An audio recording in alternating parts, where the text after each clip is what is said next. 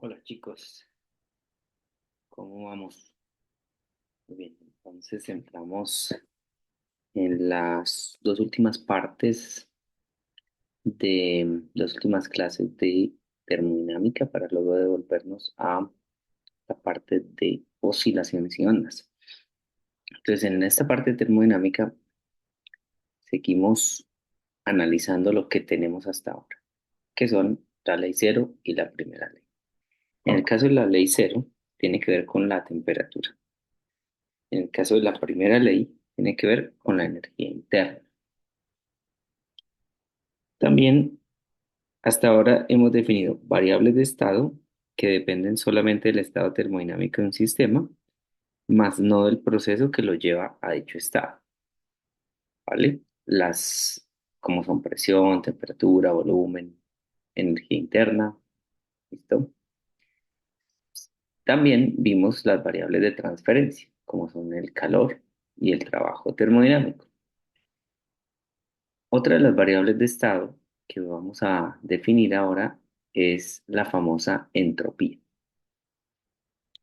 Se da con la letra S mayúscula y es una de las nociones más abstractas en la física.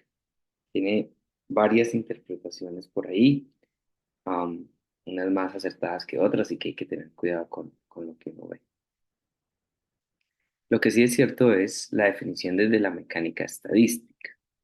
Desde ese punto de vista, los sistemas aislados tienden hacia el desorden y la entropía es una medida de este desorden.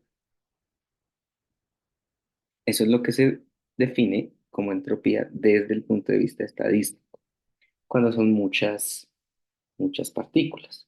Por ejemplo, el aire en la habitación, yo puedo imaginarme que este cuadrado es la habitación y también imaginarme que las moléculas, pues, lo que hace el aire, podría estar la mitad moviéndose a la derecha y la otra mitad moviéndose a la izquierda.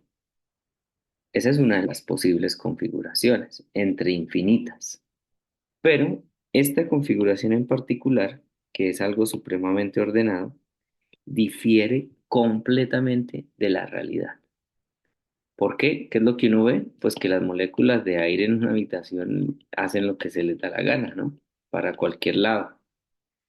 Y eso sí, es más probabilidad de que las moléculas estén desordenadas a que estén ordenadas. Y entonces ahí tenemos una noción pequeña de lo que es entropía, que la entropía de un sistema tiende a llevar al sistema al desorden. Bien.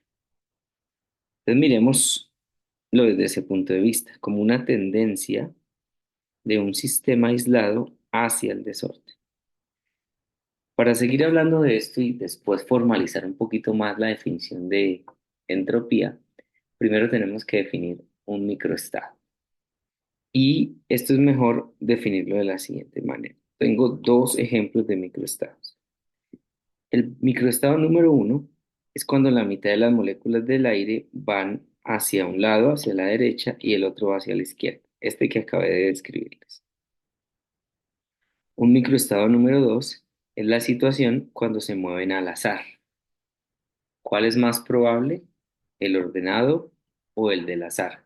Que sería el desordenado. Pues obviamente el desordenado. Esos son microestados que tienen que ver con la condición específica distribución de mi sistema aislado. Y ahora, el macroestado es la descripción de las conexiones del sistema desde un punto de vista macroscópico y usando variables macroscópicas como lo son la presión, la densidad y la temperatura para el caso de los gases. ¿Ok? Entonces, otra vez, diferenciamos lo que es un microestado de un macroestado. El microestado son posibles situaciones de un sistema y el macroestado viene siendo como la descripción del sistema desde el punto de vista macroscópico usando las variables macroscópicas.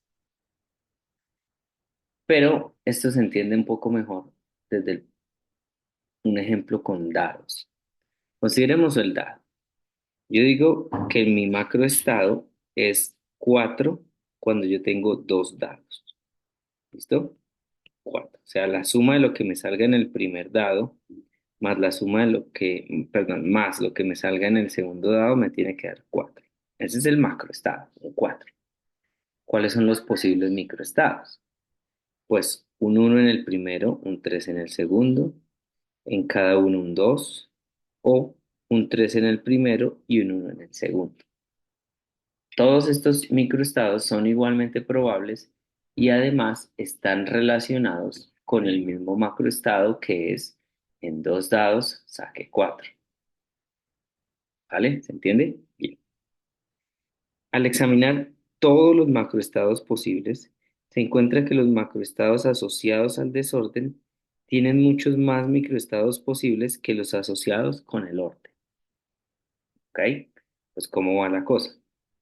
Si yo tiro estos dados, ¿cuál es la probabilidad de tener un 4 en cualquiera de estas tres configuraciones? Pues una de tres, siempre y cuando yo siempre tenga el 4. Sin embargo, hay macroestados que son más probables. Y por eso es que cuando yo tiro los dados, lo más probable es que no saque un 4, sino que saque otro número. Vamos a mirar cómo es eso. Lo mismo se va para el póker. ¿Ok? En el póker, que son las cartas estas, un solo microestado asociado con el macroestado de una flor imperial, esta es la flor imperial, que en estas cinco cartas yo tenga 10 J, Q, K y A. Esta es la flor imperial. Es solo un microestado, es decir, hay una sola posibilidad de que yo saque cinco cartas y que las cinco cartas me salgan estas cartas en particular. ¿Ok? Es decir, tiene un solo microestado. Y entonces, los macroestados con más pequeños microestados, número de microestados, son menos probables. Y es más probable que yo saque cinco cartas y que todas sean de diferente palo, diferente número. ¿Vale? Esto es porque es una mano realmente ordenada, es muy ordenada. Sin embargo, muchos microestados, que sería una mano de estas, si me dan cinco cartas, lo más probable es que me salgan todas desordenadas. ¿Ok? Esto es una mano que no tiene valor en el póker, no tiene valor. Entonces es más probable que me salga una mano sin valor que una mano con valor. Porque la mano con valor es realmente enormemente ordenada. Entonces hablemos y conectemos el número de microestados con la probabilidad.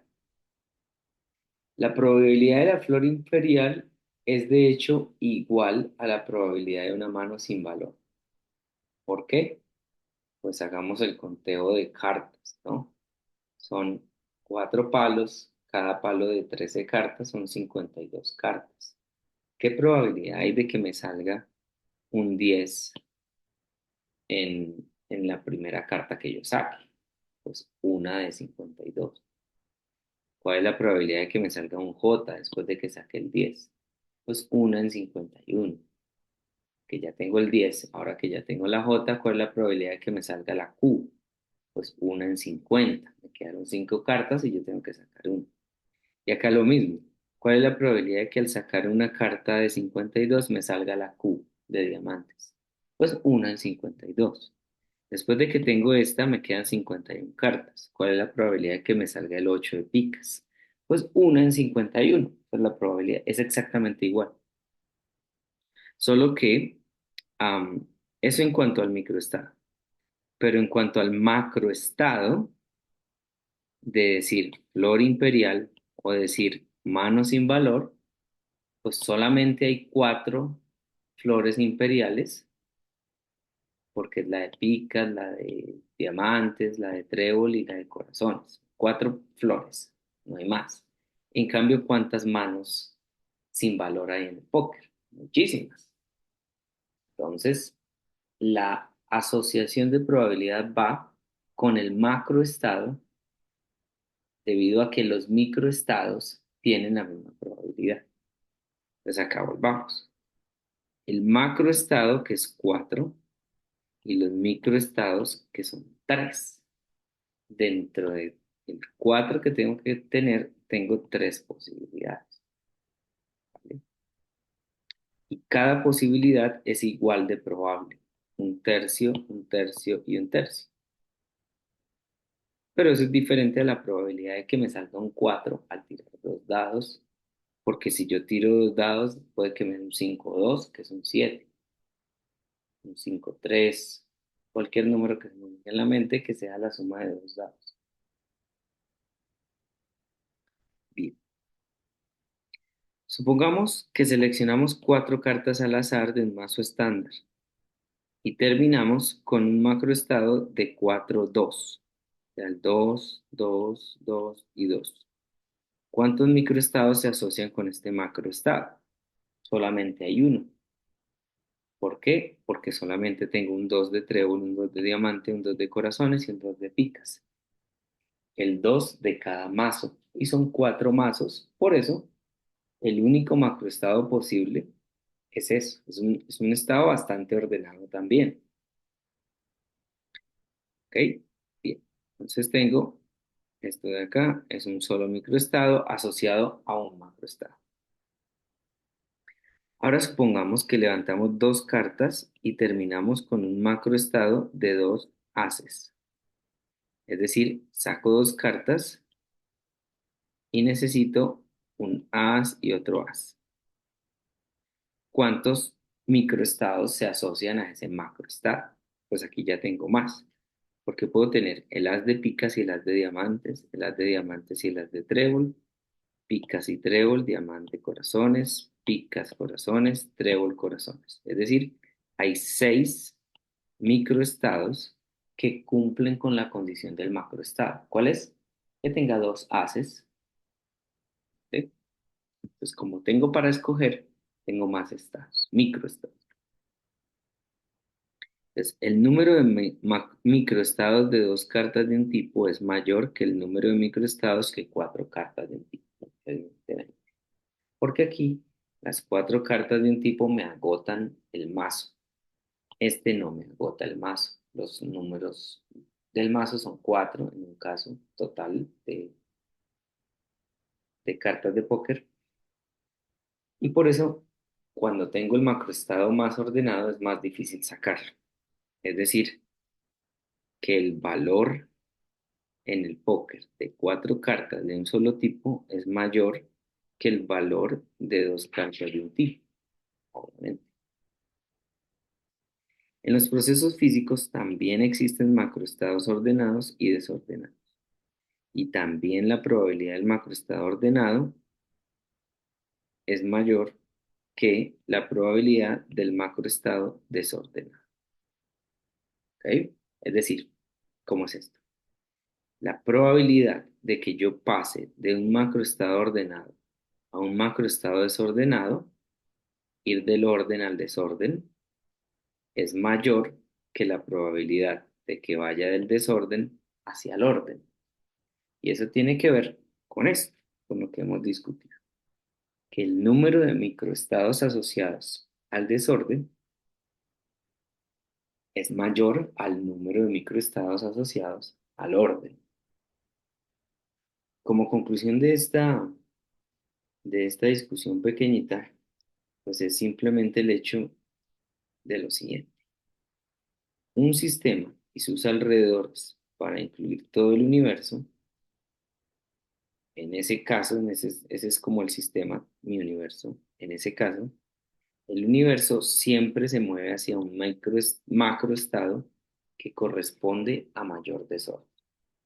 Y como la entropía es una medida del desorden, yo puedo decir que la entropía del universo aumenta en todos los procesos reales. ¿Vale?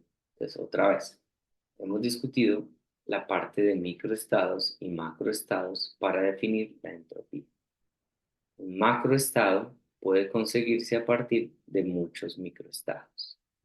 Si tengo un macroestado al que se le asocian poquitos microestados, es menos probable que un macroestado al que le asocien muchos microestados. Entonces, la entropía, un resumencito de eso, es una magnitud que mide el número de microestados equivalentes para un mismo macroestado de un sistema. Y esta noción de la entropía, hablada desde el punto del desorden, puede prestarse para malentendidos. Y es que sucede lo siguiente. Históricamente se habla de entropía como el desorden, pero eso no captura lo que realmente tiene que ver con la entropía.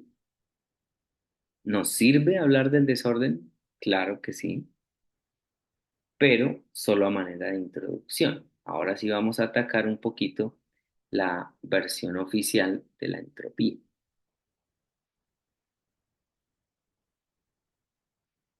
Y esta tiene que ver con la segunda ley de la termodinámica, es decir, la entropía es cuando está definida con la segunda ley de la termodinámica.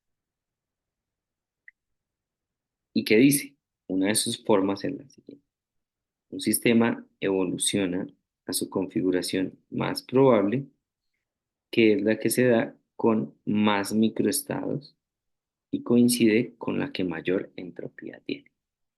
Entonces, la definición formal de entropía no es con el desorden, sino con el número de microestados, ¿vale?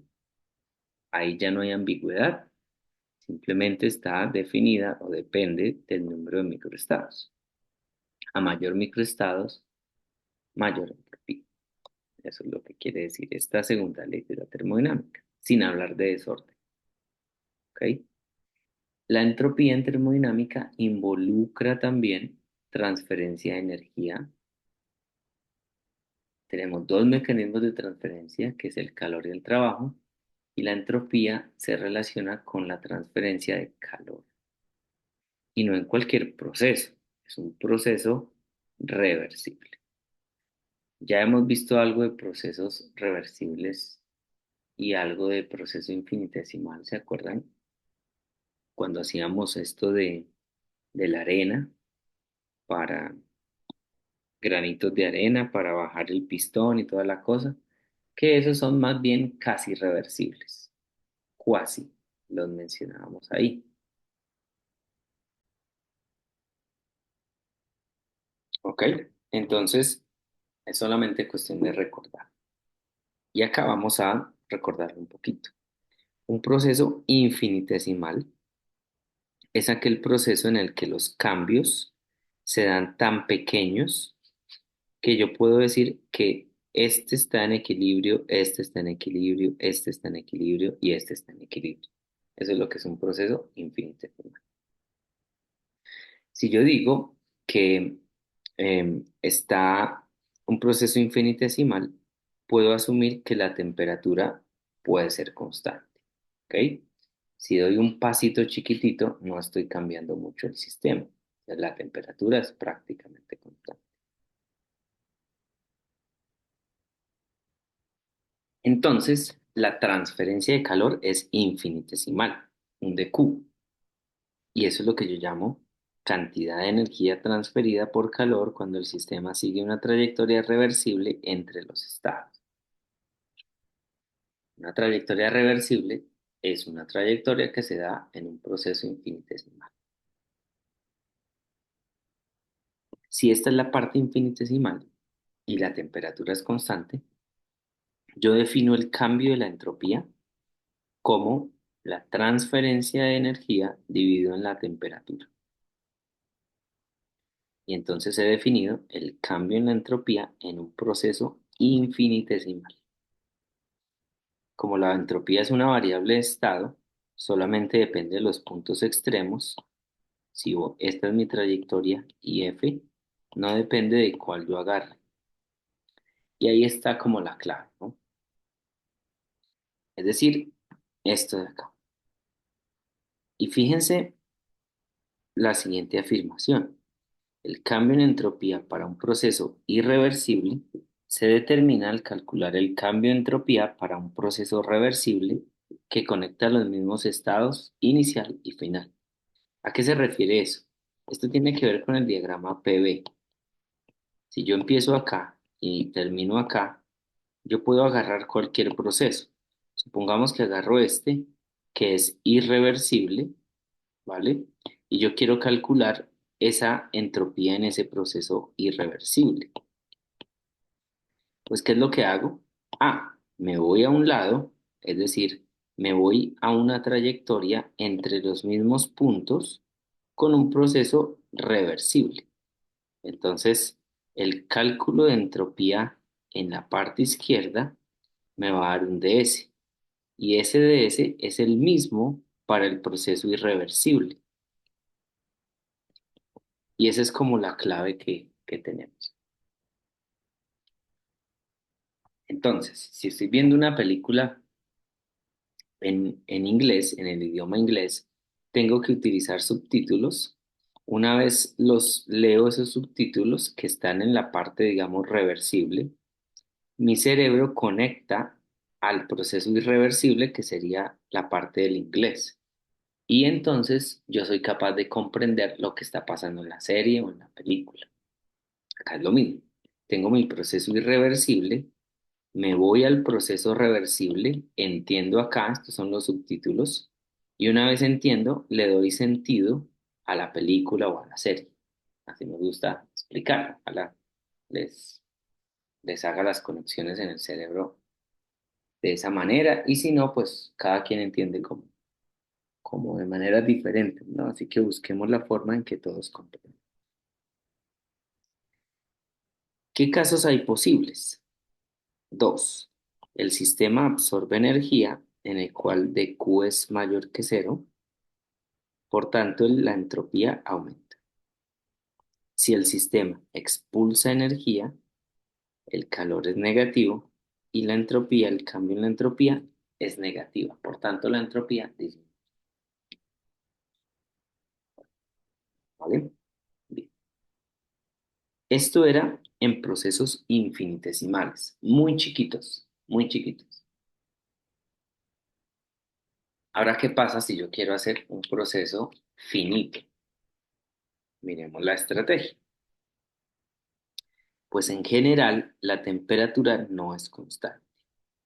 Así que algo finito va a ser la integral de algo infinitesimal, la suma, y como esta parte infinitesimal ya está dado acá, pues se vuelve una integral del dq sobre la temperatura, con la temperatura variable.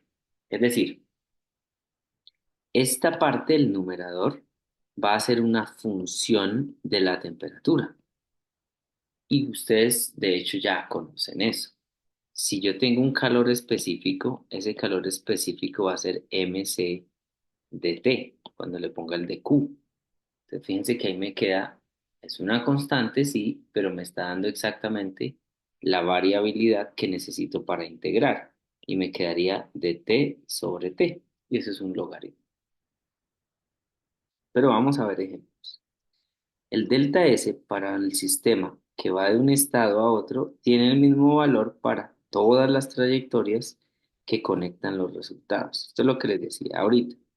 La morada puede ser irreversible, pero si esta es reversible, la calculo sobre esta trayectoria y después obtengo un número. Ese número va a ser el mismo que obtendría en esta trayectoria irreversible.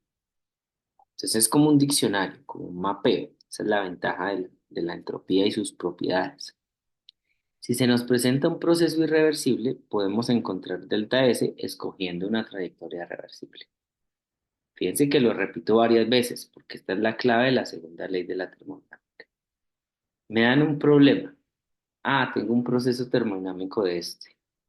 Pero ¿cómo calculo la entropía si esa vaina es irreversible? Bueno, me invento un proceso reversible que me lleve del mismo estado inicial al mismo estado final, calculo ahí y el número es el mismo que si lo hubiese hecho en el proceso irreversible. ¿Vale? Miremos este ejemplo. El cambio en la entropía de la fusión. no en la fusión de Dragon Ball, sino la fusión física, pasar de sólido a líquido. Entonces nos dice el ejemplo lo siguiente. Un sólido tiene un calor latente de fusión LF, se funde a una temperatura Tm y nos piden calcular el cambio en la entropía de la sustancia cuando se funde una masa M de la misma sustancia. ¿Qué tipo de proceso es la fusión? Es como cuando tenemos agua hirviendo, ¿cierto? Está a 100 Celsius. ¿Qué es el punto de ebullición del agua? Esa temperatura se va a mantener a 100 Celsius y el agua empieza a evaporarse, ¿ok? Pero en ese cambio de estado, de sólido a gaseoso, perdón, de líquido a gaseoso, la temperatura siempre es la misma. ¿Por qué? Porque está cambiando de fase. Esa es la definición de cambios de fase. Y esto es un cambio de fase, es la fusión que pasa de sólido a líquido, ¿vale? Entonces, tengo el cambio en la entropía, como la temperatura es constante, sale de la integral de dq es Q, y el Q es el calor de fusión, no hay más, es mLF, y listo. Ahí tenemos una expresión para el cambio. Pregunta, ¿qué sucede internamente que explique el aumento en la entropía? A. Las moléculas en un sólido son más ordenadas que en un líquido. O B. El líquido no se congela espontáneamente porque hacerlo involucraría un aumento espontáneo en orden y una reducción en entropía. Recordemos otra vez que si el calor sale, la temperatura, perdón, la entropía aumenta. Perdón, si el calor sale, el calor es negativo y el cambio en la entropía es negativo. Si el calor aumenta, el calor es positivo y por tanto el cambio en entropía es positivo. Acá tenemos un proceso de fusión. Para fusionar algo necesita entrar calor, ¿vale? Pero ese calor hace que se desordenen las cosas, porque estoy en un estado más desordenado. Las moléculas se mueven más en el líquido que en el sólido, es más desorden. Por tanto, la entropía aumenta desde ese punto de vista. Entonces sería la opción A. En un ciclo de Carnot, que ya sabemos qué es, ¿cierto? Ciclo de Carnot, también podemos analizar la entropía. Pues, la entropía es simplemente el cambio en la entropía de la fuente caliente y el cambio en la entropía de la fuente fría. ¿Por qué solamente eso y no los procesos adiabáticos, estos de acá, de DA y de BAC? Pues porque los procesos adiabáticos tienen calor cero. Si el calor es cero, no hay cambio de entropía. Entonces, solo puedo estudiar estos dos procesos que me dan cambio de entropía. Llego y lo hago. Dan la integral de dq en la fuente caliente sobre temperatura caliente y la integral del calor de la fuente fría sobre la temperatura fría. ¿Por qué le pongo el menos? Pues porque en un caso aumenta y en el otro caso disminuye por los calores. Uno es positivo y el otro es negativo. Este es entrante y este es saliente. ¿Vale? Sale y entra. Lo mismo, como son temperaturas constantes, salen y me queda esta ecuación para el cambio de entropía en términos de los calores. Para Carnot tenemos esta condición. Eso lo vimos dos clases atrás. Si eso sucede, es lo mismo que decir esto. Q fuente caliente, sorry, Q fuente fría porque está en inglés, cold, sobre temperatura fría es igual a Q fuente caliente sobre temperatura caliente. Por tanto, como estas dos son iguales, pues el cambio en la entropía en un ciclo de Carnot es igual a cero. Interesante, ¿no? Bien. De hecho, para cualquier ciclo que sea reversible, es decir, que me pueda devolver el cambio en la entropía, es igual a cero. En un ciclo, en un proceso reversible. Es evidente, ¿no? En un ciclo tengo el mismo punto inicial y el mismo punto final, por tanto el cambio en entropía debe ser cero, porque la entropía es una variable de estado. Y eso lo podemos poner como una trayectoria cerrada en la integral.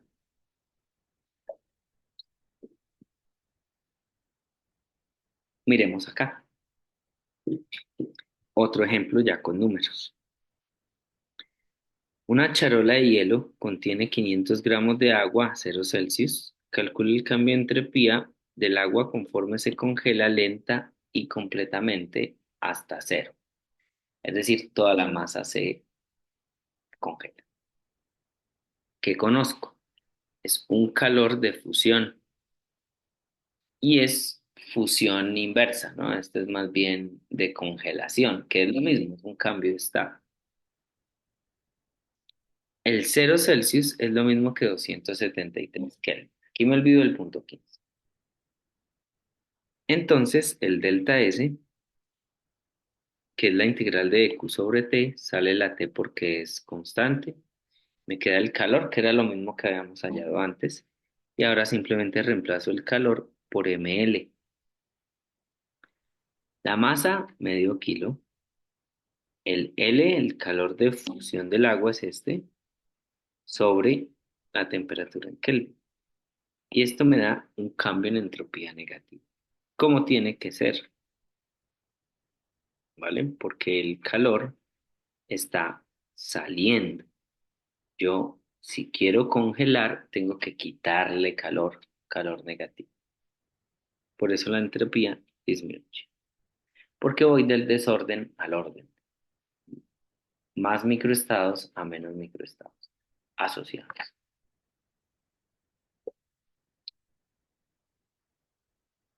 Miremos este otro.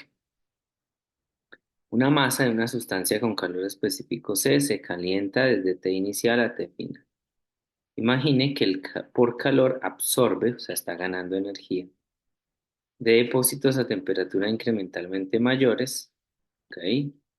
Va aumentando de manera infinitesimal, clave. Comprueba que el cambio de entropía es esto. ¿Qué conozco? Calor específico. Esto es un calor finito. Si lo considero infinitesimal, el de Q es simplemente mc por dt. Ahí es donde va la parte de la integral. ¿Qué es esta? La integral de inicial a final de dq sobre t. La t no la puedo sacar porque no es constante, pero me queda mc de t. El mc sí dependen de la sustancia, así que la saco y me queda un logaritmo, que es lo que había anticipado anteriormente. ¿Vale? Miremos más ejemplos. Calcule el cambio en entropía de 250 gramos de agua calentado lentamente de 20 a 80 Celsius. Puede usar el resultado del problema anterior. Ok. Entonces simplemente cambiar, ¿no? Lo que hay que tener. Ya tengo la ecuación. ¿Tengo la masa? Sí. ¿Tengo el calor específico del agua? Sí. En estas unidades es uno. Tengo el logaritmo de estas dos. Tengo que convertirlo a Kelvin antes de hacer la operación. Y ya, me da 1,95 joules sobre Kelvin. 1,95 no, estoy inventándome cosas que no veo. 195. Y aquí tienen un ejercicio. Este ejercicio lo deben hacer para o intentar hacer. Recuerden que tenemos examen la siguiente vez que nos veamos. Así que esto no va a ser sino para de la semana entrante en 8 días. Hay tiempo. Revisen este problema bajo la luz de lo que hemos aprendido y ahí podrán resolverlo. Es un poco largo, pero no es difícil, ¿vale? Y eso nos lleva entonces a preguntarnos, ¿cómo es la parte analítica para procesos irreversibles? Y lo que sucede es que en la parte de irreversibles, ya que la entropía es una variable de estado y solamente depende del inicial y el final, pues lo que les he estado repitiendo, un proceso irreversible lo reemplazo por un proceso reversible y hago los cálculos. Lo que sí es que para un proceso irreversible, estos calores son diferentes, ¿ok? El calor real del proceso irreversible es diferente al calor del proceso reversible. ¿Cuál voy a utilizar? El reversible, porque esa es la definición para el cambio de entropía. Yo no defino el cambio de entropía con el calor real, lo defino a través del calor de un proceso reversible. Por eso siempre tengo que usar o encontrar el proceso reversible adecuado. Y aquí está entonces otro enunciado de entropía. Entropía total de un sistema aislado que se somete a un cambio no puede disminuir. Siempre aumenta la entropía de un sistema aislado. Nunca disminuye, ¿vale? Bien.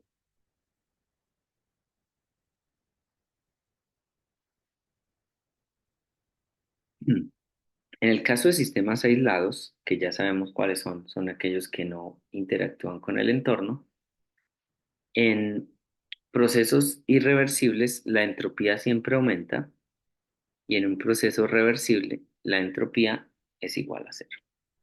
¿Por qué? Pues porque no hay calor, no hay interacción con el entorno.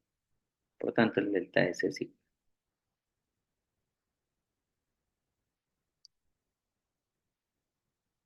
Miremos este ejemplo de conducción térmica, ¿ok?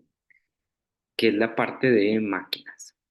Supongamos que el sistema, en este caso, es un depósito caliente, un depósito frío en contacto térmico y aislados del resto del universo. El proceso es un proceso irreversible, lo que quiero hacer. Entonces, si quiero calcular el delta S, tengo que encontrar un proceso reversible. En ese proceso reversible, pues tengo la parte de máquinas, delta S caliente, delta S frío, ¿ok? Y este delta S, pues es simplemente calor sobre temperatura, cuando la temperatura es constante, y calor sobre temperatura fría, cuando la temperatura fría es constante. Que eso es lo que se ve.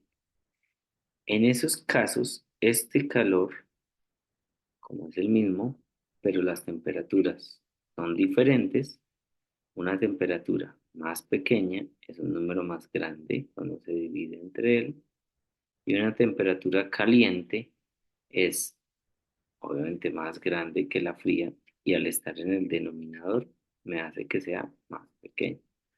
Por eso digo que en general delta S es mayor que. Entonces miremos esto de reemplazar procesos, cómo funciona. Toma agüita.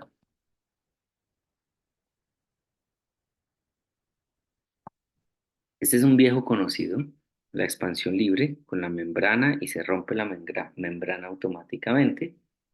Y la pregunta es, ¿cuál es el cambio en la energía del sistema y cuál es el cambio en la energía del universo? Recuerden que para estos cambios a expansión adiabática libre, la temperatura es la misma, porque no hay trabajo ni hay calor, todo es cero. Por primera ley de la termodinámica de cambio de energía interna es cero. Si la energía interna no cambia, pues no cambia la temperatura. Entonces, yo sé de hecho esto. Esto es 100% cierto. Miremos. Aislado Q igual a cero.